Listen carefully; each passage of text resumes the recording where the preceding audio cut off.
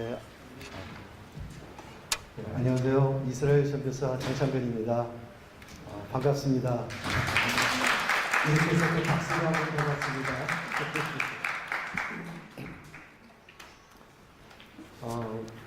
저번 주 그 월요일 날 저희가 또 이렇게 나누면서 나름대로의 많은 좀 은혜가 있었습니다.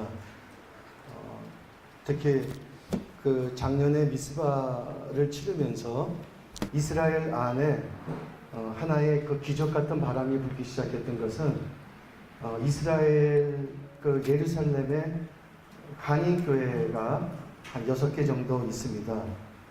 근데 이 6개 교회가 제일 오래된 교회는 한 25년 정도 됐고 대략 한 15년 정도의 그런 시간들을 갖고 있는 교회들인데 이스라엘 교회의 그 상황을 좀 이렇게 들어가 보면 그 맨 처음에 교회로부터 이렇게 또 뭐 분열이 되고 또 이렇게 막 나오고 그러면서 그 안에 참 많은 아픔들이 있습니다. 나름대로 또 그 땅 가장 전 세계 영적 전쟁의 중심터 안에서 또 살아남기 위한 선교사님들의 그 처절한 삶의 투쟁들이 함께 어우러지면서 많은 그런 서로 안에 좀 서로를 돌보고 또 존중하고 또 함께 달려가기 위한 그런 일들보다는 많이 이렇게 그냥 서로 안 보려고 그러고, 그래서 오래되신 분들 중에 13년 동안 얼굴을 맞이하지 않았던 분도 계셨을 것만큼 어떤 사실 이렇게 얘기를 들어보면 큰 문제들이 아니라 살아가면서 이렇게 서로 안에 오해와 또 그런 감정적인 문제들이었었는데 그게 계속 누적이 되다가 보니까 그런 부분들에 대해서 그 선교사님들도 어떻게 그것을 회복시키지 못했던 것도 있고, 그러나 그 땅에서 15년, 25년 정도를 살아간다는 것 자체가 저희가 지금 이제 4년을 넘게 있어 보지만 그 자체가 정말 예배고 그것 자체가 그분들에게 하나님께서 주시는 정말 은혜라는 생각이 들어서 그 미스바를 할 때 김한식 목사님께서 저에게 하셨던 그 한 가지 조건이 있었습니다. 이스라엘에서 하되 이스라엘에 있는 모든 한국 교회와 연합해서 하겠다.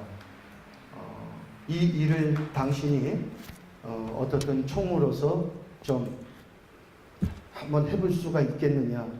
사실은 저희가 이스라엘에 들어간 목적 중에 하나도 이스라엘에 있는 한인 선교사님들을 함께 이제는 연합해서 한 부르심 앞에 또 서게 하는 그런 일들이었었기 때문에 오히려 내심 저는 목사님의 그 말에 뭐 전적으로 동의하는 것뿐이 아니라 박수를 쳤죠.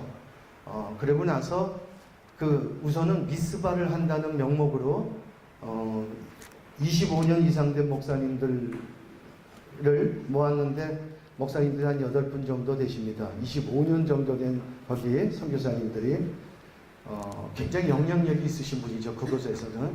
이분들이 안 모이시다가 미스바라고 하는 이 성회를 이제 기점으로 해서 초청을 해서 한번 이렇게 식당에서 모였을 때 목사님도 그때 오셔서 먼저 서로 쳐다보지도 않고 이렇게 자리에 삥 둘러 앉았는데 저보다 먼 산들만 이렇게 바라보면서 이렇게 뭐 핸드폰만 만지시고들, 예, 참 껄끄러운 관계죠. 예. 근데 이분들이 미스바가 끝나고 나서 연합이 되기 시작했어요. 그래서 지금은 그 예루살렘 중앙교회라고 하는 베니예후다 거리에 있는 교회에서 매주 목요일마다 한 30-40명, 적게는 30명, 한 40명 정도의 선교사님들이 목요일 날이 사실은 그 전체적으로 수업이 제일 많은 날입니다. 그런데 뭐 히브리대나 아니면 UHL이나 몇 군데 학교의 학생들이 모이기 제일 또 쉬운 날이 목요일이에요. 수업은 많지만 이분들이 식사도 못하고 다 오십니다. 그래서 그때 미스바가 끝나고 나서부터 이제 함께 기도하는 일들이 시작이 됐죠. 그래서 지금까지도 계속 그 예루살렘 중앙교회에서 선교사님들이 모여서 이제 연합 기도회를 시작했습니다. 정말 놀라운 일이죠. 그래서 그 25년 된 목사님들이 이거는 이스라엘의 기적 같은 일이다 라고 얘기했는데 죄송하네요. 죄송합니다. 미스바의 그 시작이 우리 안에 정말 하나님께서 하실 놀라운 일들을 만들어내는 거죠. 거기에 계신 분들이 왜 중요한지에 대한 것들을 지금 잠깐 좀 나누겠습니다. 이것은 다시 얘기하면 우리 한국 선교사님들의 이스라엘 선교 활동과 직결되는 이제 그런 상황들을 얘기를 드리는 것입니다. 이스라엘 선교, 우리 한국 선교사님들의 이스라엘 선교를 이제 간단히 말씀드리면 장기 선교사들의 사역과 그리고 또 하나는 크게로 단기 선교 활동이 있죠. 현재는 단기 선교 활동이 더 크게 부각이 되고 또 많은 분들이 여러분들도 아시는지 모르겠지만 이스라엘의 많은 분들이 이렇게 그 관광 비자를 갖고 들어오셔서 또 많은 기도하는 분들이 이렇게 왔다 갔다 하십니다. 그런데 문제는 여기에 있습니다. 지금까지 왔던 이 선교 활동에 대한 실제적인 우리 안에 이제는 하나님께서 주시는 좀 그 마음들을 다 열고 보셔야 되는 거가 거기에 장기 선교사님들은 이스라엘에 장기로 들어가기 위해서는 가장 먼저 선교 비자가 없습니다. 전부 다 학생 비자로 들어갑니다. 그렇기 때문에 다 학교를 다녀야 돼요. 원하든 원하지 않든. 근데 학교를 들어가게 되면 그냥 공부는 대충 하고 그냥 사역만 하면 되지 하지만 이스라엘은 사역을 인정하지 않기 때문에 이제 학생으로 들어간다는 조건 하에서는 바로 그 사람의 뭐 수업 일수라든가 성적표까지 다 관리를 합니다. 전 세계에서 선교사님들의 성적표를 관리하는 나라가 이스라엘입니다. 학교에서 하지 않고 비자국에서 합니다. 이것을. 그래서 1년마다 비자를 받을 때 성적이 좋지 않았다. 뭐 수업 일수가 적었다.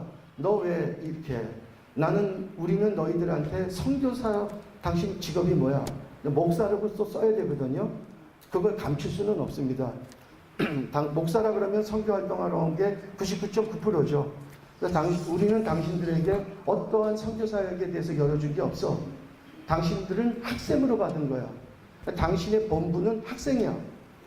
본분인 학생이 성적이 왜 이 모양이야? 뭐가 문제야, 당신? 비자국에서 그런 질문을 합니다. 그래서 내가 언어가 좀 안 된다든가, 뭐 어디가 아파서 그랬다든가, 그러면 돌아가. 그럼 다 낫고 와. 왜 여기 와서 그런 걸 해? 그렇게 얘기를 하면서 그 다음에는 경고를 하죠. 그래서 각서를 씁니다. 다시는 이런 일이 없을 것이고 성적도 올릴 것이라고 하는 각서를 쓰죠. 예, 맞습니다. 죄송합니다.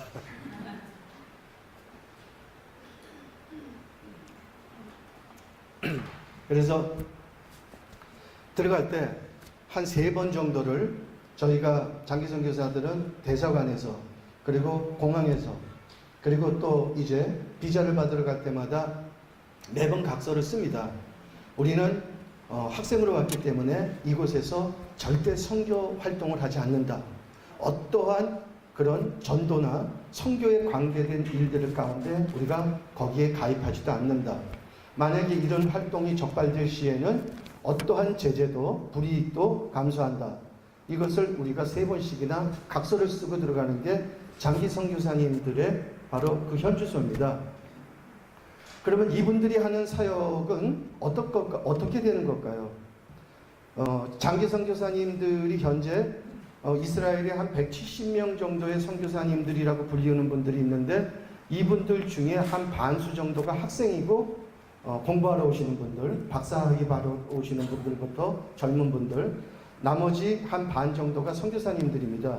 선교사님들의 80% 이상이 팔레스타인 선교를 하시는 분들이에요. 그런데 이 팔레스타인 선교도 이스라엘이 절대 인정하지 않고 있는 거죠. 이 사람들이 팔레스타인에 왔다 갔다 하는 것이 적반될 시에는 사실은 이 사람들은 그 해로 추방입니다. 팔레스타인에 대해서도 인정하지 않는 나라가 팔레스타인 선교사들을 받아들인다는 것은 이스라엘이 있을 수 없는 거죠. 그러나 그들이 여러 가지 정치적인 이유 때문에 이런 문제들에 대해서 알지만 어느 정도까지만 허락을 하는 거예요. 그래서 한국 선교사님들에 대한 어떤 그들 안에 그 적정 인원이 있습니다. 그 인원을 절대 넘어가지를 못하게 해요. 그래서 새로운 사람들이 들어와서 이 사람들을 받아들이려고 그러면 어떤 이유를 대서라도 오래된 사람들을 전부 다 내보냅니다. 어떤 이유를 대서라도. 뭐 가이드 하다가 이제 부시에 이렇게 우리가 가이드를 할 때 그 땅에서 우리가 가이드 그 라이센스를 가질 수 있는 학교가 없거든요, 지금. 그러니까 거기에 있는 선교사님들의 거진 90%들은 다 가이드를 할 때 사실은 라이센스가 없이 하는 겁니다. 그래서 관광부에서 이걸 인정을 해요. 그런데 관광부는 인정을 하는데 내무부는 이것에 대해서 또 인정을 하지 않죠. 그러니까 코에 걸면 코걸이, 귀에 걸면 귀걸이에요, 이게. 그러니까 그들이 한 번씩 이렇게 속가내기 시작할 땐 내무부가 나섭니다. 우리를 격려할 때는 관광부가 나서요. 예. 이게 이제 그분들이 이제 하고 있는 어떠한 그런 정책들인데, 어떻든 선교사님들은 사역을 드러내놓고 못하죠. 유대인 사역은 절대 그런 것들을 내놓고 못합니다. 그러니까 내놓고 표면적으로 할 수 없는 선교사들이기 때문에 이분들의 사역은 사실상 다 베일에 가려져 있어요. 그리고 굉장히 보안을 요하고요. 이분들이 하는 어떠한 일들에서 비밀을 유지하고 그렇게 해나가면서 이중 삼중이 학교도 다녀야 되고 또 사역도 해야 되고, 어떻든 이런 지금의 그 상황이 현지 선교사님들의 상황입니다. 드러내지를 못하는 거죠. 그런데 여러분들이 알다시피 이 단기 선교는 여러분들이 다 오시면 어떤 여러분들의 단기 선교 활동에 제약을 받았다라고 하는 일이 없죠. 그것 때문에 여러분들이 경찰에 걸렸다든가 아니면 그것을 가지고 여러분들을 다시 내보냈다든가 어떤 경고를 줬다든가 이런 일이 없습니다. 물론은 그것도 못하게 되어 있지만 어떻든 관광으로 지금 살아가는 나라이기 때문에 그런 부분에 대해서 지금은 그냥 놔두고 있는 거죠. 그러다 보니까는 단기 선교 활동 같은 경우에는 그냥 드러내놓고 어디 가서 막 기도도 하고 또 하나님께서 주신 마음들을 가지고 이제 그렇게 다니는 거죠. 그런데 여러분, 이런 일들이 많이 있습니다. 단기 선교를 하러 오시는 분들이 이스라엘의 정확한 상황을 장기 선교사님들하고 같이 이것이 연결이 되거나 서로 이런 것들에 대한 디스커션이 되지 않다가 보니까 단기 선교 자체가 그냥 주님이 주시는 거나 우리 안에 그들을 전도해야 되겠다고 하면서 깃발에다가 지저스라는 깃발을 들고 다닌다든가 유니폼에다가도 그 지저스 아미 이런 거를 붙여가지고 그래서 베니오다거리를 막 활보하면서 사형리 책을 히브리어로 그 번역한 책들을 막 나눠주면서 다니는 일들이 지금도 비일비재합니다. 전에보다는 조금 나아졌다고 하지만 여러분, 이것은 뭐냐면 거기 땅에 있는 장기 선교사님들을 다 내쫓아버리는 일들이에요. 왜냐 그러면 이스라엘 사람들이 그런 일들을 볼 때는 그 사람들의 그 가슴에 비수를 꼽는 겁니다. 조금 있다가 우리가 영상을 하나 보겠지만 그 사람들은 예수라고 하는 이름에 대해서 알레르기 반응이 있는 거예요. 8살부터 안티세미티즘에 대한 그 내용들을 이 사람들이 그걸 다 배우고 있는 사람들입니다.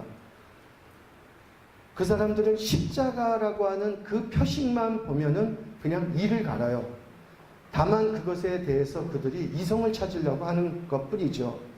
그 땅에 들어와 있는 카톨릭이 바로 그 성모 마리아가 아니라 카톨릭이 십자가와 예수를 드러내고서 활동을 합니다. 그러니까 우리는 늘 도매금으로 넘어가는 거예요. 사실은 그렇지만 그래서 이런 일들이 있을 때에 단기 선교 오신 분들이 한국 사람이라고 생각을 하지 누가 이름을 압니까? 아니면 그 사람이 누구인지를 알겠어요. 거기에 있는 유대인들은 한국 사람들이 와서 이렇게 했다라고 하면은 그 다음에는 이 장기 선교사님들에게 돌이 날라오는 거예요.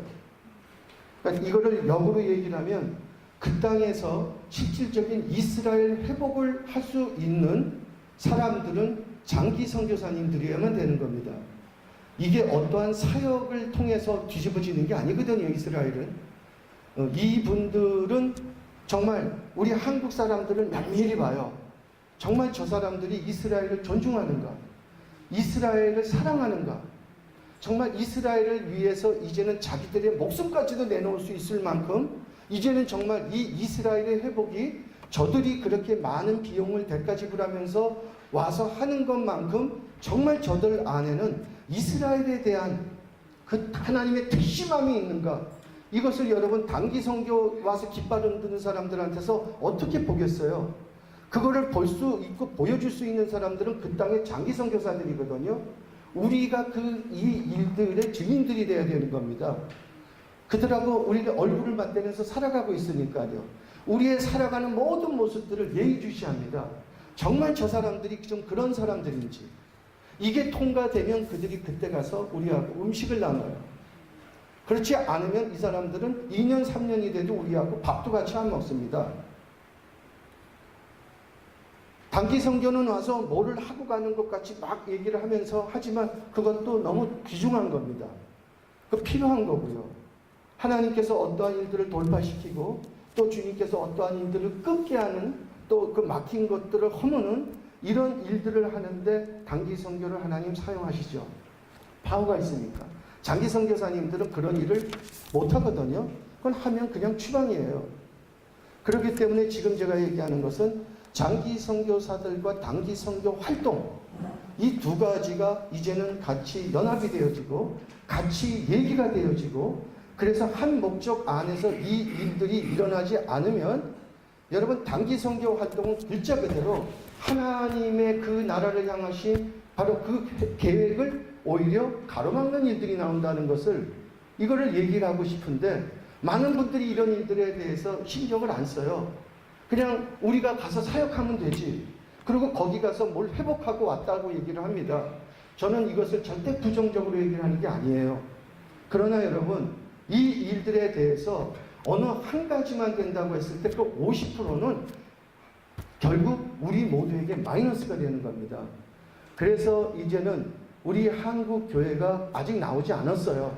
사실은 지금은 아주 그 소수의 한 뭐 몇백 명의 분들이 지금 기도하시는 분들이나 이렇게 또 왔다 1년에 그래도 한 번씩 두 번씩 왔다 갔다 하는 분들이 다 그러신 분들이 많이 있죠. 그런데 이 일들을 처음부터 어떤 우리 안에 정확한 전략을 가지고 이제는 하나님 앞에서 우리가 이 일들을 심각하게 의논하지 않으면 여러분 우리는 정말 따로국밥 같은 사역을 하는 겁니다. 이스라엘에서까지. 그렇기 때문에 이게 너무나 중요하다는 거죠. 그래서 미스바에 대해서도 목사님께서 거기에 있는 한인교회들 이분들이 여기에 참여한다라고 하는 전제 아래서 미스바를 하시겠다. 이 말에 저는 감동을 한 겁니다. 이스라엘 선교사로서. 정말 그런 생각을 가지고 있는 분들이 정말 없어요. 다 당신들이 와서 무슨 어떤 사역하고 그리고 뭔가 그것에 대한 성과를 나름대로 당신들이 만들어가지. 그럼 장기 선교사님들이 그런 데에 대해서 인정을 해줍니까? 그리고 그런 데에 대해서 알기는 합니까? 전혀 몰라요. 누가 와서 무슨 일을 하다가 왔는지도. 그렇기 때문에 이제는 이 일들이 우리 안에 정말 시급하다는 거죠. 이제는 서로서로의 이 연합된 하나님께서 주시는 이 부르심 앞에서 우리 것들이 역할 분담이 되어야 된다는 겁니다. 여러분 이 일들을 위해서 기도해 주십시오. 그리고 여러분들이 이스라엘을 들어오실 때는 이제는 바로 이런 일에 문을 열어주시기 바랍니다. 그래서 선교사님들은 너무나 화가 나 있어요. 그러니까 화가 나 있다가 보니까 하나님이 주신 마음들을 갖지 못하고 자꾸 얘기하면 부정적인 얘기를 하는 거예요. 단기성 교회에 대해서. 저는 또 단기성 교회에 대해서 이게 얼마나 좋은 건지에 대한 걸 또 그쪽한테 얘기를 해야죠. 그러나 또 단기성 교 하시는 분들한테는 이런 일들에 대해서 이제는 정말 우리가 그런 걸 좀 떠나서 우리의 것이 아니라 하나님 그분의 필요 앞에 그분의 필요를 채워드리는 일들이 이제는 이스라엘에서 일어나야 된다는 것들에 대한 것들을 얘기하고 있는 것입니다. 이 시간에 우리가 같이 좀 영상을 하나를 보고 그 다음에 주님 주신 마음들을 좀 나눠가도록 하겠습니다.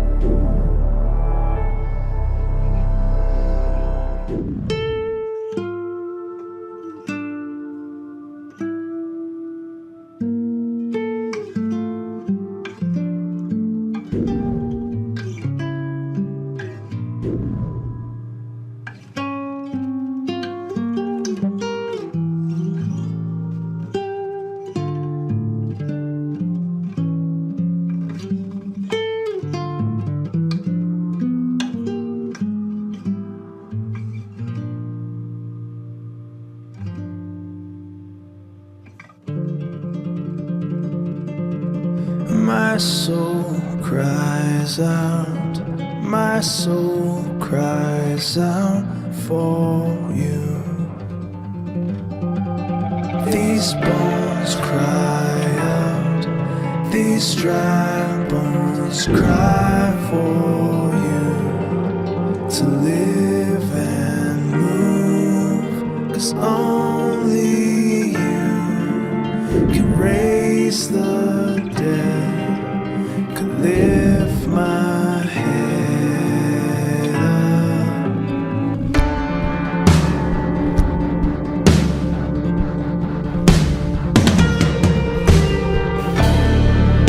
My soul cries out, my soul cries out for you. Jesus, you're the one who saves us, constantly creates us into something new. Jesus, surely you will find us, surely our Messiah will make all things new, will make all things new.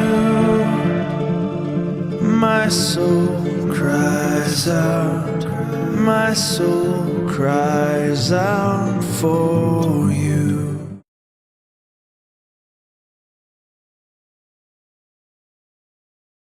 Your love,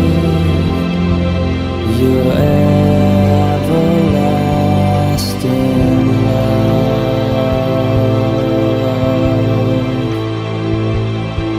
transforms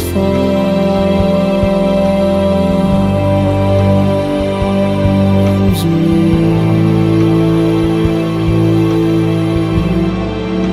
It brings me to my knees. to my knees again and worship on my knees again.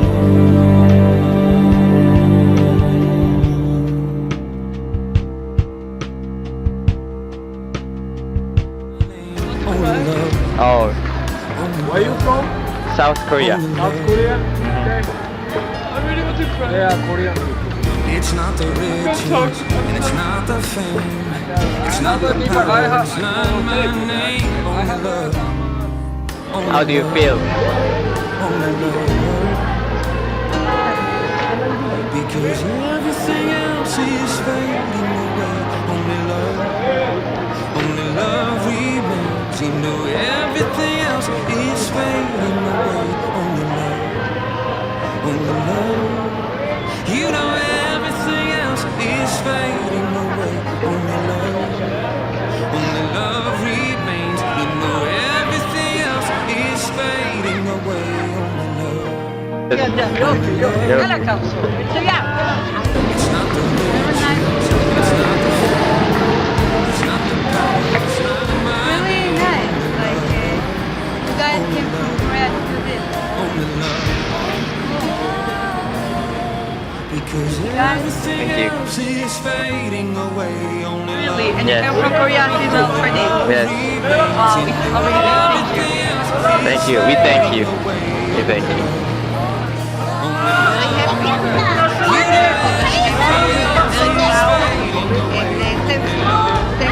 Thank you. This. Great. Really great. Thank you. Make my day great. Inside your heart,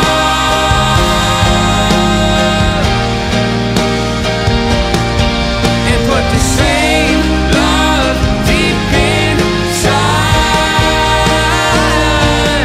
of me.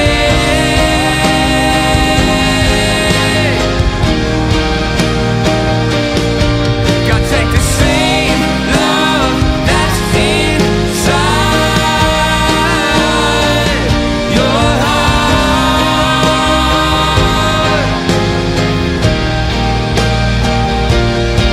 and put the same love deep inside of me.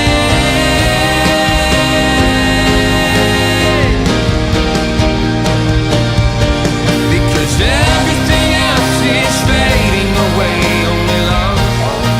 Only love remains. You know everything else is fading away. Only love.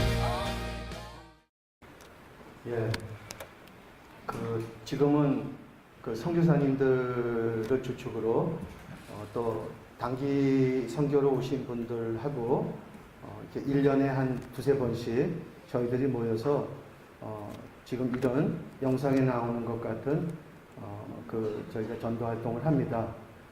그런데 이 일들은 지금 요벤 미니스트리라고 하는 현재는 유재욱 선교사님이 거기에 이제 주축이 돼가지고 이 일들을 선교사님들과 함께 연합해서 하고 나가고 있는 것이죠. 여러분들 안에도 어떤 감동이 있으실 줄 압니다. 그들에게 여기서는 1700년이라고 그랬지만 사실적으로는 1900년이 넘는 시간 동안 저 조상들, 저들의 아비들이 특히 기독교인들한테 받아왔던 그 핍박과 그들 만행은, 이건 만행이라고 표현을 합니다.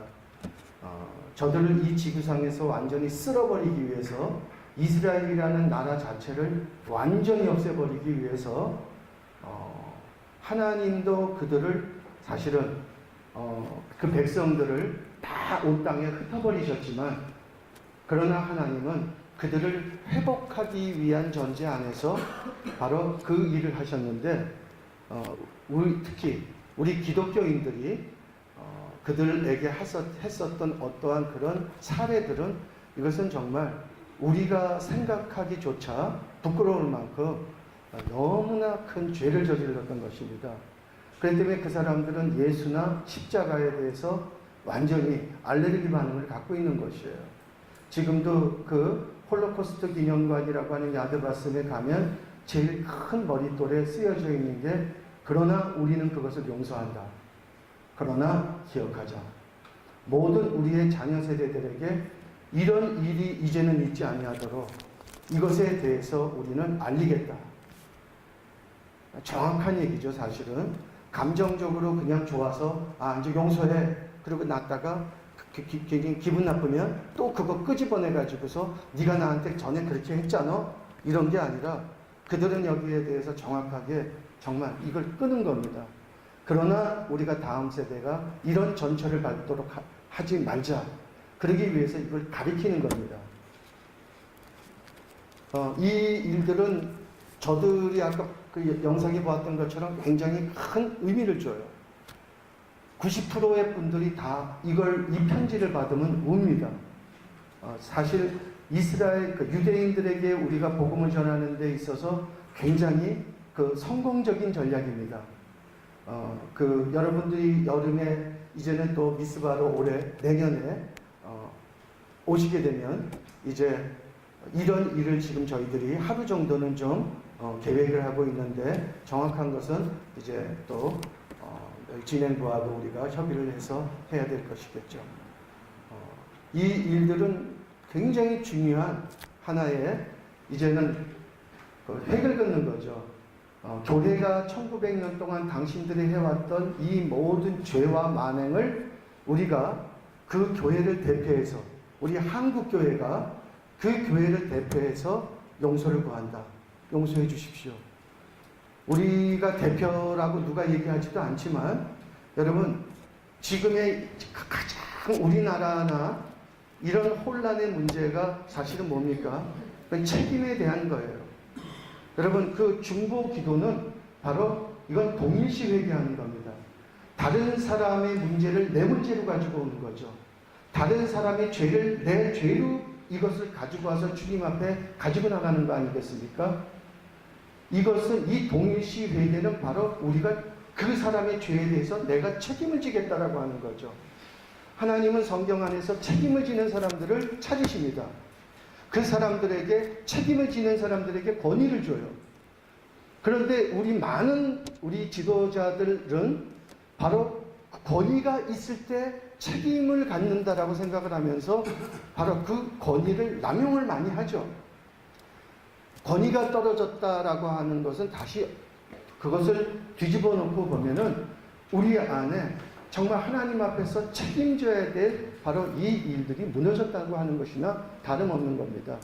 중보 기도는 여러분 글자 그대로 그냥 이걸 정의하면 하나님 앞에 나아가 이 땅의 그 모든 그 무너진 그 상황, 이 상황을 내가 주님 앞에 책임을 가지고 나가는 자세를 그 기도뿐만이 아니라 그 삶 자체를 얘기하는 것이죠. 예. 여기에서 그래서 이분들에게 우리가 그렇게 얘기를 합니다. 이것이 우리가 이제는 정말 교회를 대신해서 용서를 구합니다. 이 다들 여기에 대해서 눈물을 흘리고 그리고 또 이분들이 우리를 정말 존귀하게 여겨줘요. 근데 여러분 거기까지는 좋습니다. 근데 이 일들이 여기서 끝나면 사실은 되지 않는 것은 이것은 그들의 사실은 어떤 정서나 감정의 호소를 하는 거예요. 그들 안에 너무나 상한 감정, 그들한테 회복되지 않은 그들 안에 가지고 있는 흉터, 그 쓴뿌리 때문에 그것이 치유되는 거죠. 그런데 그것이 치유되는 것으로 끝나는 게 아니라 그 다음에는 예수 그리스도를 그들 안에 정확하게 우리가 그걸 알려야 되는 것입니다. 예수 그리스도가 그들에게는 지금 정말 그 발에 집 밟히고 있는 상황인데 이 예수 그리스도에 대해서 얘기가 나와야죠. 근데 그들이 얘기합니다. 울고 난 다음에 그들이 다 얘기하는 거는 유대인들은 굉장히 이성적인 사람들이거든요. 우리나라 사람들 같은 감정적인, 정적인 그런 사람들이 좀 아니에요. 그러니까 정적으로 끝나질 않습니다, 절대. 그 다음에 울고 난 다음에 하는 모든 얘기는 그러면 니네들은 어떻게 할 건데? 그러면 니네들은 그 예수를 전하려는 거야, 나한테? 그것 때문에 오늘 이 일을 하는 거야? 사실 가슴이 덜컥 내려앉죠. 이 질문을 받으면. 아니야. 우리는 예수 전하려는 게 아니야. 그냥 너희들에게 용서를 구하고 싶어. 이렇게 얘기할 수 있는 문제가 아니지 않습니까? 그 질문에 우리가 정확하게 대답을 하지 못하면은, 그러면은 그들에게 우리가 하고 있는 이 일들은 그냥 그걸로 끝나버리는 거예요. 그게 뭐냐 그러면 그 사람들이 요구하는 거는 거기까지만 해. 니네들은 우리가 원하는 거기까지만 해야 하는 건 니네들은 우리 편이 되죠. 이거죠. 이 얘기입니다. 우리가 저들에게 가서 저 편지를 전하고 그들에게 얘기하는 거는 우리는 니네 편이야. 우리 한국교회는 이스라엘 니네 편이야. 이거를 우리가 전하는 겁니다. 저들이 우는 것도 모든 세계가 다 저들을 몰아내려고 하는데 자기 편들이 있다는 거예요. 기독교도들은 절대 자기 편이 아니라고 생각을 하는데 이 한국교회가 이 모든 기독교를 대표해서 용서를 구한다는 것은 바로 이제는 우리는 이스라엘 편이 되겠다라고 하는 얘기거든요. 그런데 우리가 정말 본론으로 들어가면 예수 그리스도를 전하는 것은 우리가 이스라엘 편이 돼서만 있는 얘기가 아니에요.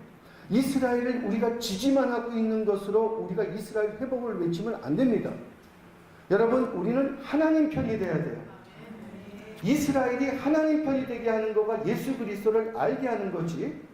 그들의 지금 예수 그리스도를 알지 못하는 사람들에게 우리는 니네 편이야 라고 얘기하는 거는 이건 어떻게 보면 우리가 유대화되겠다는 얘기예요.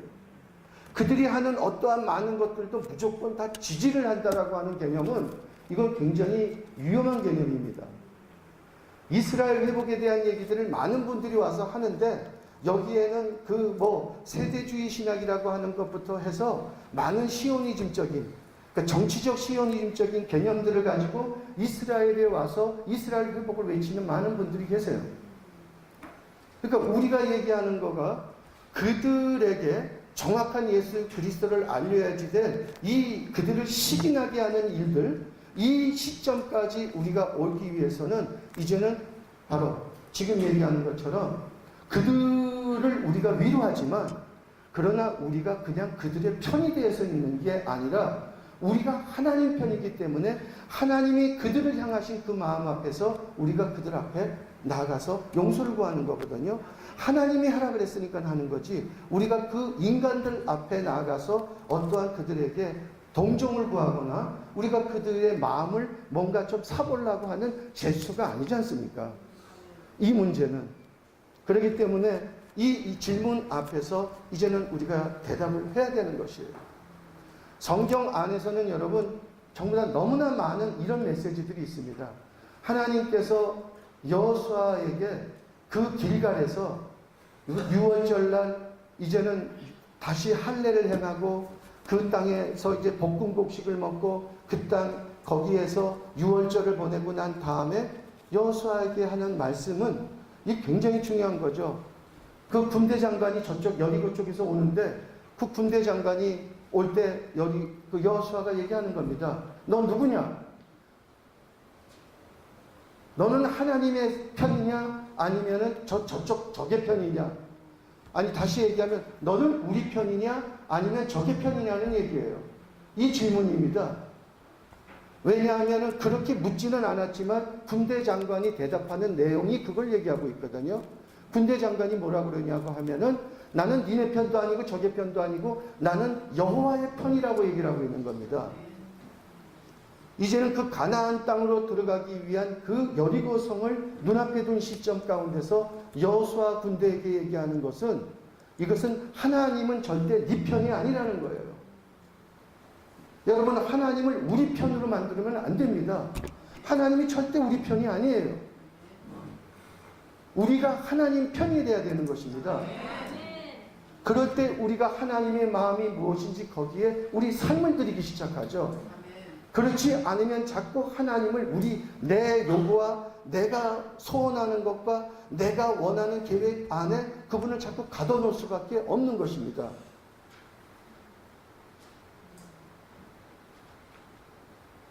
우리가 그분 앞에 서야죠. 그분을 우리한테 집어넣을 수는 없는 것 아니겠습니까? 이런 성경에 있는 내용들이 너무 많이 있어요. 어떻든 지금의 이 문제는 다시 얘기하면은 그들이 하나님 앞에 온전히 설 수 있도록 우리가 그것을 얘기를 해야 되는 바로 지금 굉장히 중차대한, 그러나 우리가 담대해야 돼. 그 시점 앞에 나와 있는 겁니다. 월요일 날에도 얘기했지만 여러분, 담대한 것과 무례한 것은 비슷한 행동이지만 이것은 전혀 다른 겁니다. 담대한 것은 하나님으로부터 오는 것이지만 무례한 것은 바로 자기가 가지고 있는 그 생각, 그것을 관철하기 위해서 상대방을 존중하지 않는 거예요. 담대한 것은, 이것은 겸손한 것을 전제로 하는 겁니다. 내가 배울 준비가 되어 있는 것을 전제로 하기 때문에 그들한테 다가갈 때 그 마음이 전달되는 거죠. 여러분, 이 일들이 이제는 그들을 시기나게 하는 겁니다. 우리는 예수 그리스도가 신약에 있다라고 하지만 실제적으로 예수님은 신약에만 있지 않아요. 유대인들은 구약에 자기들이 원하는 메시아가 있지 구약에 예수님이 없다라고 하지만 예수님은 구약에 깔려 있습니다. 그들은 신약을 보지 않아요. 그 때문에 우리가 신약을 가지고 그들에게 예수님을 전할 수가 없어요. 그래서 우리가 그 구약이 어떤 책인가, 그 구약 안에 있는 예수 그리스도를 이제는 우리가 알게 해야 되는 것을 얘기하는 것이죠. 지금 제가 하는 이 질문 앞에서 이제는 우리가 성경 몇 군데를 보겠습니다. 나눠드린 프린트물을 보시겠습니다. 이스라엘에게 복음이란 무엇인가? 이 주제입니다. 누가복음 24장 25절에서 32절. 이르시되 미련하고 선지자들의 말한 모든 것들을 마음에 더디 믿는 사람들이여, 그리스도가 이런 고난을 받고 자기의 영광에 들어가야 할 것이 아니냐 하시고, 이에 모세와 모든 선지자의 글로 시작하여 모든 성경에 쓴 바 자기에 관한 것을 자세히 설명하시니라. 지금 엠마오의 두 제자, 예수님을 통해서 뭔가 자기의 요구하는 것을 이제는 이룰 수 있다라고 생각해왔던 이 제자들이 완전한 정말 절망, 이제는 그들이 그것을 이룰 수 없는 일들을 당한 겁니다. 예수님이 십자가에 죽으신 거예요. 그걸 통해서 뭔가를 얻고 싶었던 이들 안에 가지고 있는 그 일들이 이제 그 소망이 완전히 무너진 거죠. 낙담과 절망과 두려움 가운데 그들이 다 어떻게 해야 되면 자기 집으로 돌아가는 방법밖에 없죠. 이제는 옛날로 다시 회개하는 겁니다. 이전의 모습으로. 그런 속에서 이 엠마오에 가는 두 제자에게 예수님 나타나셔서 지금 말씀하시는 거예요. 그리스도가 이런 고난을 받고 자기의 영광에 들어가야 할 것이 아니냐. 내가 십자가에 달린 바로 이 일은 바로 무엇 때문인가? 바로 이 일, 자기의 영광에 들어가야 할 것이 무엇인지, 이에 27절에서 이에 이걸 설명하는 겁니다. 이걸 설명했다는 거예요. 모세와 모든 선지자의 글로 시작하여 모든 성경에 쓴 자기에 관한 것을 자세히 설명했다. 여러분, 이것이 신약 성경입니까? 지금 이 예수님이 이 엠마오의 두 제자에게 전하고 있는 모세와 모든 선지자의 글로 시작한 모든 성경에 쓴 자기에 관한 이 글이 신약 성경입니까? 구약 성경입니까? 여러분, 구약 성경이에요. 이것이 신약에 나와 있지만 그 당시에는 신약이 없었던 때입니다. 그렇기 때문에 여기서 얘기하는 모든 성경에 자기에 관해서 기록한 이 말씀은, 이것은 구약 성경에 나오는 당신에 관한 글들을 얘기하고 있는 겁니다. 이것을 엠마오의 두 제자에게 열어줬다는 거예요. 그때 그들이 여기에서 말씀해 보면은 31절에서는 그들의 눈이 밝아져 그인 줄을 알아보더니 그들의 눈이 밝아졌대요. 32절에서는 그들이 서로 말하되 길에서 우리에게 말씀하시고 우리에게 성령을 이제는 풀어주실 때 우리 속에 마음이 뜨겁지 아니하더냐. 여러분, 우리가 이 일들을 담대히 전하기 시작할 때 그들이 기다리는 예수, 그들이 기다리는 메시아, 그 메시아가 예수 그리스도라고 하는 사실을 이 구약의 모세의 글들과 선지자의 글들과 시편과 그 모든 성경 안에서 가르쳐 말씀하신 것들을 우리가 나누기 시작할 때 그들 안에 이 시기심이 발동하는데 여기에는 바로 성령께서 그 일들을 풀어주셨다. 그 마음을 뜨겁게 하셨다. 그래서 그들의 눈이 밝아지기 시작했다. 라고 얘기하고 있는 것입니다. 이게 예수님이 하신 일이에요. 예수님이 그 눈이 가려져 있는 자들, 귀가 정말 막혀 있는 자들, 예수님을 알지 못하는 지금이나 동일한 바로 그 시대의 유대인들에게 자기의 어떠한 그 욕망에만 사로잡혀서 예수님과 3년 동안 동고동락하면서도 자기의 자기가 가지고 있는 그 계획과 그 자기의 것을 내려놓지 못하고 그것 앞에서 살아가고 있는 이 제자들에게 예수님께서 이제는 나타나셔서 다시 한번 말씀하셨을 때 그들이 그 모든 가려졌던 눈꺼풀들이 열려졌다는 겁니다. 여러분, 이것은 제자들에게 대한 얘기입니까? 이것은 우리들에 대한 얘기가 아니겠습니까? 지금의 유대인들에게도 이것이 필요하지만 이제는 구약만 붙들고 있는 유대인들에게도 필요하지만 사실 이것은 우리들에게도 동일하게 적용되어야 될 말씀이 아니겠냐는 것이죠. 누가복음 24장 44절에서 48절 말씀을 어떤 분이 좀 한번 크게 읽어주시겠어요? 지금 부탁합니다. 또 이르시되 내가 너희와 함께 있을 때 너희에게 말한다. 곧 모세의 율법과 선지자의 글과 천의 나이 가르쳐 기록한 모든 것이 이루어져야 하리라 한 말이 이것이라 하시고 이에 그들의 마음을 열어 성경을 깨닫게 하시고 또 이르시되 이같이 그리스도가 고난을 받고 제3일에 죽은 자 가운데 살아났으므과 또 그의 이름으로 제3을 받게 하는 때가 예루살렘에서 시작하여 모든 족속에게 전파되는 시기에 너희는 이 믿음이 진리라. 아멘. 여러분, 이것은 바로 우리가 얘기하고 있는 누가복음의 마지막에 대한 부분들입니다. 이제 결론을 얘기하는 거예요. 내가 너희와 함께 있을 때 너희에게 말한 바, 주님은 계속 얘기했다는 것입니다. 이 일을 갑자기 뜬금없이 가지고 나와서 그분이 십자가에 달리시고 나서 제자들에게 나타나셔서 한 얘기가 아니라 여기에서 보니까 내가 너희들과 항상 함께 있을 때 너희들에게 말한 바, 무수히 얘기했는데 그게 안 들렸다는 거예요. 무슨 말이냐면 모세의 율법과 선지자의 글과 시편에 나를 가리켜 기록된 모든 것들이 이루어져야 하리라고 한 말이 이것이라.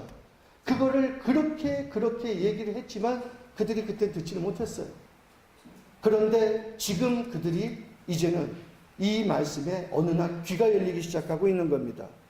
이에 그들의 마음을 열어 성경을 깨닫게 하시고, 그들에게 마음이 열리는 것은 그냥 우리가 쪽지만 주는 것이 아니라 실질적으로 그들의 그 마음이 열려서 성경을 깨닫게 하는 일들은 바로 이 성경에 나와 있는 예수님의 그 모든 기록된 말씀들, 이것을 그들에게 알려주는 겁니다. 그러면서 이르시되 이같이, 이게 연장선상에 있다는 거예요. 이게 따로 있는 일이 아니라는 겁니다. 그리스도가 고난을 받고 제3일에 죽은 자 가운데서 살아난 것, 또 그 이름으로 제사함을 얻게 받게 하는 회개가 예루살렘을 시작하여 모든 족속에게 전파되는 것, 이 모든 것들이 다 이 연장선상 아에 있다는 겁니다. 이것을 잘라내가지고 얘기를 하지 말라는 거예요. 그래서 너희는 이 모든 일의 증인이 되라는 겁니다. 이건 법정 용어예요, 여러분. 하나님의 말씀이 내가 기분 좋을 때 아멘하고 내가 기분 나쁠 때는 그 말씀에 대해서 우리가 평가절하하는 바로 이 일들은 이건 감정에 대한 거죠.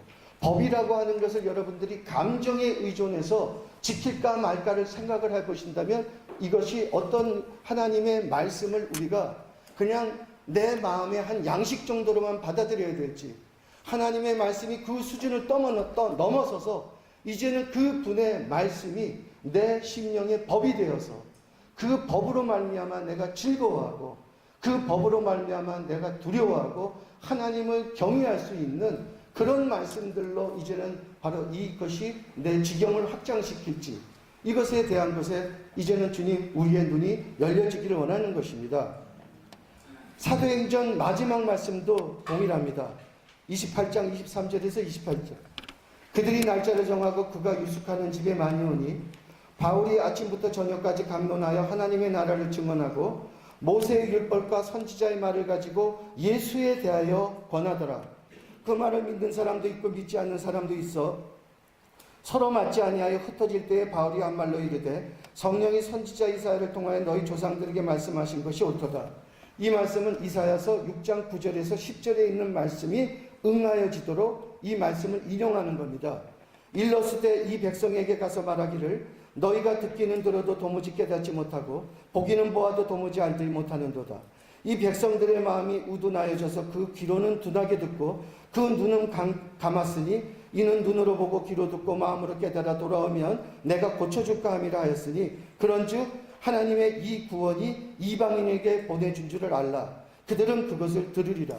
이것이 하나님께서 가지고 계시는 마스터 플랜이라는 거예요. 온 열방 정형 계획입니다. 그렇지만 이제는 바로 이 시간이 되는 거예요. 그래서 우리가 보통 지금 사도 바울이 이 사도행전을 마칠 때 그가 내고 있는 것은 아침부터 저녁까지 그가 강론하는 내용은 하나님의 나라, 킹덤이라는 것이죠. 우리의 주제입니다. 지금 이 학교에. 근데 이 학교는 모세의 율법과 선지자의 모든 말을 가지고 예수에 대한 얘기로 시작해서 그것으로 끝을 낸다는 것입니다. 여러분, 이스라엘에 대해서 많은 분들이 킹덤, 하나님의 나라 얘기를 합니다. 지금 얘기하고 있는 이 예수 그리스도를 알리고 이 예수 그리스도에 대해서 우리가 알기 원하는 것 외에 우리 안에 하나님의 나라 킹덤을 얘기할 때 많은 분들이 쓰는 말들이 있습니다. 이스라엘에도 오는 분들이 많이 그러죠. 히브리어에 무슨 큰 비밀이 있다라고 이것만 붙들고 이것이 눈이 열렸다는 겁니다. 물론 여러분, 히브리어에는 많은 비밀들이 있습니다. 있죠. 그런데 그 히브리어에 가지고 있는 비밀이 뭐겠습니까? 모든 것을 다 히브리어 관점으로 해석을 해야 된다. 모든 것들은 그 히브리 뿌리에서부터 나오는 것들로 봐야 된다. 이게 요새 많이 이스라엘 하는 분들이 가지고 있는 개념들이에요. 여러분, 그것은 나쁜 건 아닙니다.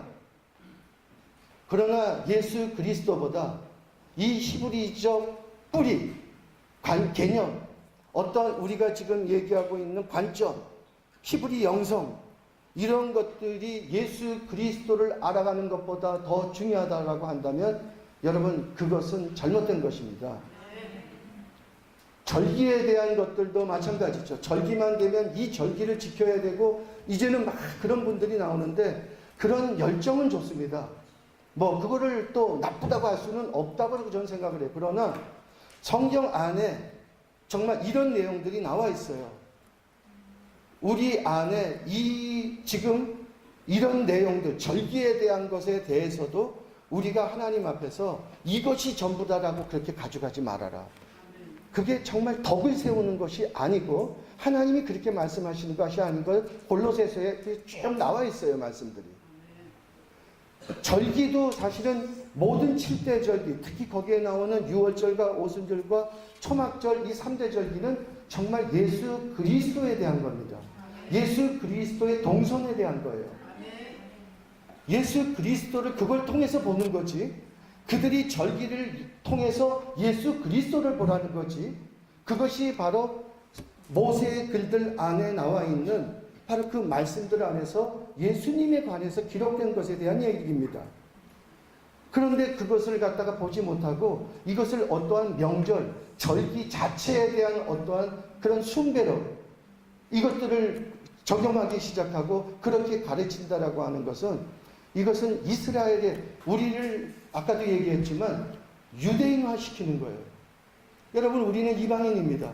성경에는 이방인과 유대인이 이제는 하나가 돼서 한 세 사람의 이 부르심 앞에 나와야지 되는 바로 그 주님이 말씀하시는 총회, 케일라, 이 교회가 완성되는 거예요. 우리가 유대인이 된다라고 하는 개념이 아닙니다, 이게.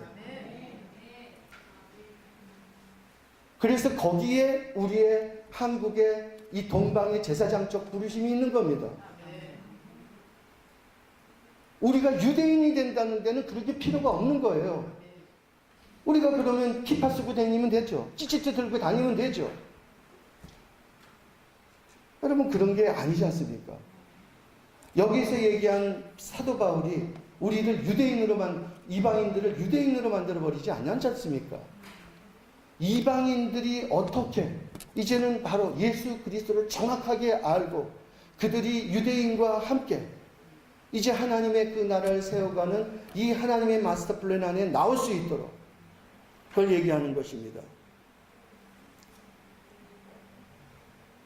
요한복음 5장 39절에서 40절.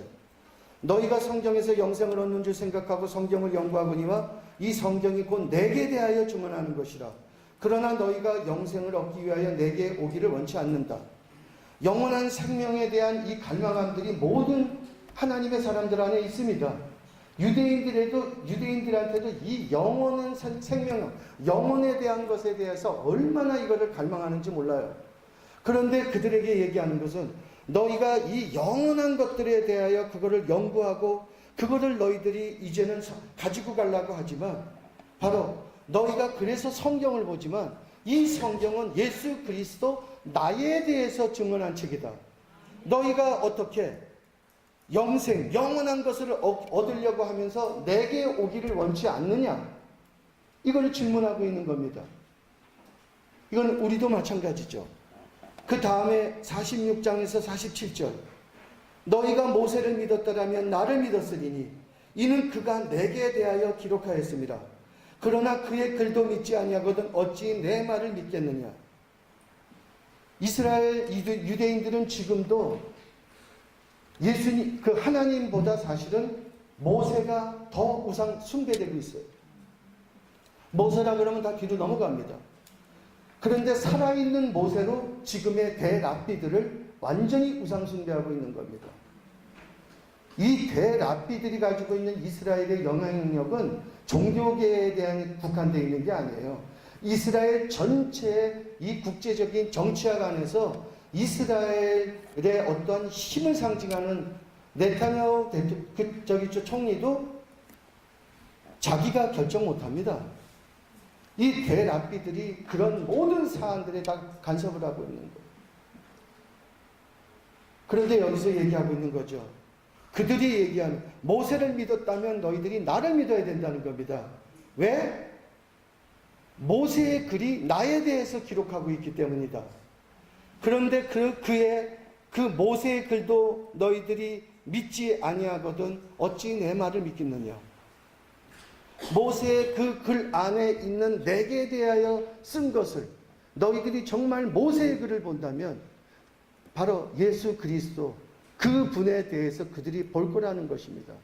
여러분, 복음이라는 게 무엇입니까? 우리가 가지고 있는 복음과 지금 말씀하고 있는 복음의 차이를 여러분들이 이걸 이제는 보실 수 있으셔야 돼요. 요한복음 1장 43절에서 45절에도 얘기하고 있습니다. 이튿날 예수께서 갈릴리로 나가려 하시다가 빌립을 만나 이르시되 나를 따르라 하시니 빌립은 안드레와 베드로와 한 동네 베세다 사람이라. 빌립이 나다나엘을 찾아 이르되 모세가 율법에 기록하였고 여러 선지자가 기록한 그 일을 우리가 만났으니 요셉의 아들 나사렛 예수라. 이것은 예수님의 초창기사요.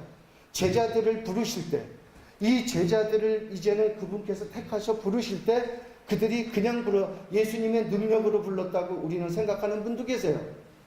좀 될성 부른 놈들, 뭔가 그래도 가능성이 있는 사람들. 예수님은 그런 성과를 가지고 계시기 때문에 뭐 바탕부터 배경부터 그래도 뭔가 다른 사람들하고는 다른 그런 제자들을 불렀다라고 생각을 합니다.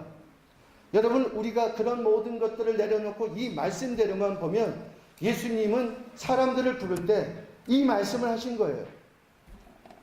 성경에 자기에 관하여 쓰여진 이 모든 것들을 가지고 바로 그 나사렛 예수가 이제는 바로 나다. 이것을 믿는 사람들. 그래서 빌립이 이 말을 듣고 나다나엘에게 가서 전할 때 다른 말 한 거 아니에요. 너 나하고 잘 알지? 야, 우리 한번 가서 예수 한번 만나보자. 그렇게 하지 않고 그 친구가 뭐라 그러던 담대하게 바로 예수님이 누군지, 그 나사렛이라고 하는 어떻게 그 정말 그런 데서 그 선한 것이 나올 수 있겠냐고 하지만 바로 그곳에서 우리의 메시아 예수 그리스도가 나왔는데 그분이 하신 말씀이 바로 이거다. 이것을 담대하게 전하기 시작할 때 나다나엘이 거기에 엎드려지는 겁니다. 우리가 예수님의 제자가 되기 위해서, 이제는 정말 이 일들의 증인이 되기 위해서 주님 앞에 우리가 이제는 이 빌립처럼 서야 될 것이라고 한다면, 이것이 진정한 이스라엘의 회복이라고 하는 이 주제는 이제는 하나님의 이 나라, 그 나라를 세워가기 위한 정말 이제는 그 과정 가운데 가장 중요한 하나의 시간표라는 것을 말씀하고 있는 거죠.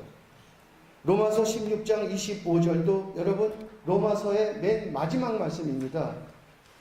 이 로마서의 맨 마지막 말씀, 이 결론에도 이렇게 얘기하고 있어요. 나의 복음과 예수 그리스도를 전파함은 영세전부터 감췄다가 이제는 나타나신 바 되었으며 영원하신 하나님의 명을 따라 선지자들의 글로 말미암아 모든 민족이 믿어 순종하게 하시려고 알게 하신 바 그 신비의 계시를 따라 된 것이니 이 복음으로 너희를 능히 견고하게 하실 지혜로우신 하나님께 예수 그리스도로 말미암아 영광이 세세 무궁하도록 있을지어다. 아멘. 여러분, 여기에서 신비의 계시를 따라 된 것이 무엇이라고 얘기를 하고 있어요? 하나님의 명을 따라 신비의 계시, 그 성령님께서 이미 앞으로 있을 그 일들을 그 분께서 이제는 성취하시기 위해서 하신 말씀, 바로 그 말씀의 계시가 선지자의 글로 말미암아 모든 민족이 이것을 믿고 순종하게 하시려고. 선지자의 글. 여러분, 이것이 구약입니다. 신약이 우리에게 너무 중요합니다. 그러나 우리가 가지고 있는 그 이분법적인, 신약은 굉장히 발전된 개념, 구약은 고리타분한 개념, 구약은 좀 후지고 신약은 좀 뭔가 더 시대가 변천하면서 문명이 발달했으니까 이 신약이 가지고 있는 것은 더 우리의 생활과 좀 더 걸맞을 거라고 생각하는 것. 그래서 우리의 신앙이 발전돼야 된다고 생각을 하는 겁니다. 여러분, 이것을 우리가 성경적 진화론이라고 얘기하는 거예요. 우리가 성경 어디를 보십시오. 30년, 50년 우리가 주님 앞에 그렇게 배워서 발전해서 우리가 하나님의 사람이 됐습니까? 여러분, 그것을 믿음이라고 얘기하지 않죠. 우리가 공부해서 뭔가 그런 것들에 대해서 많이 배워서 그 다음에 우리가 퍼펙트한 사람이 되는 게 아니라는 것입니다. 성경에서 얘기하고 있는 것은 요한계시록으로 가는 그 끝이 우리가 이제는 회복되는 게 아니라 우리가 창세기, 아니 창세 전 하나님의 가장 완전하신 그 창조로 우리가 돌아가는 겁니다. 그게 요한계시록에 우리가 얘기하는 끝과 연결이 되어 있는 것이죠.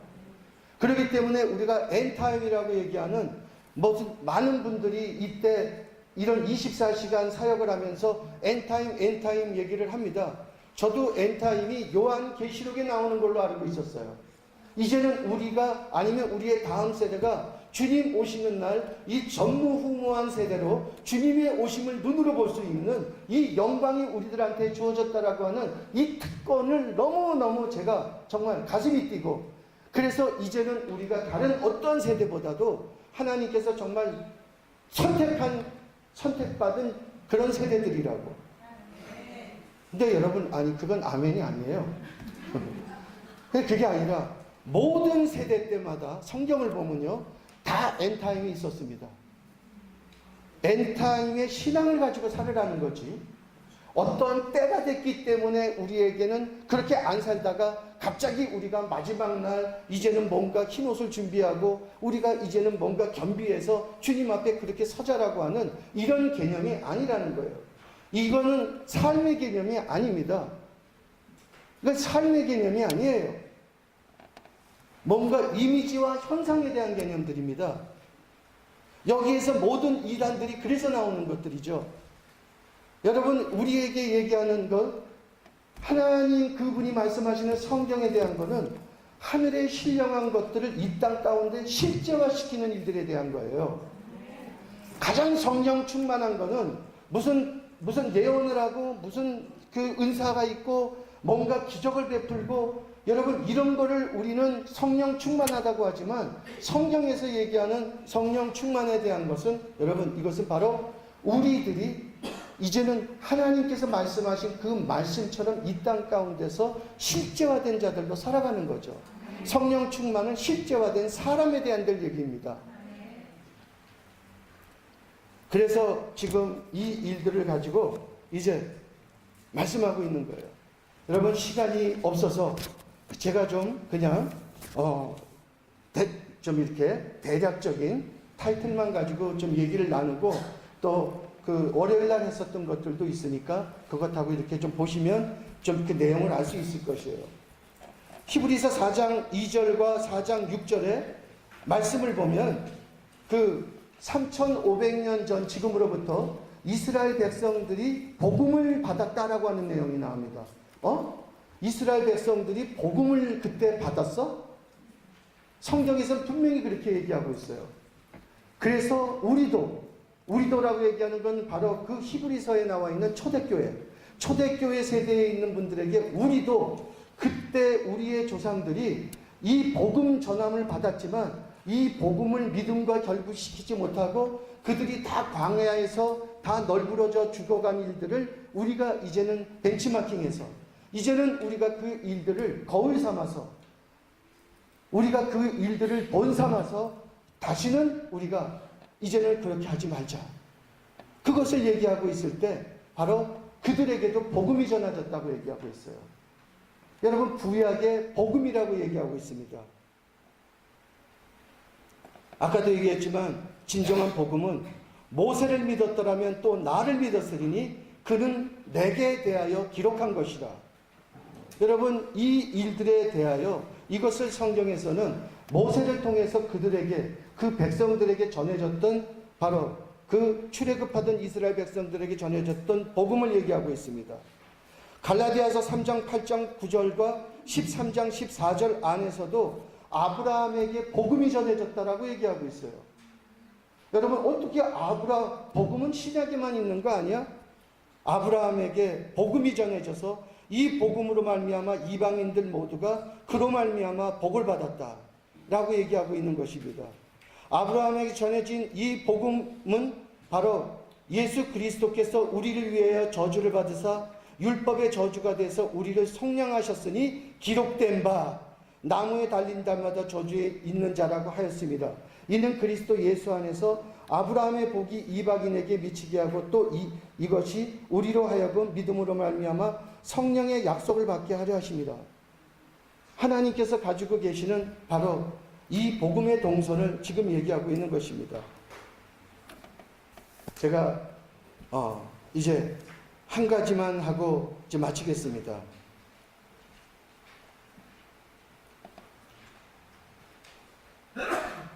마태복음 3장 13절에서 15절 결론이라고 나와 있죠.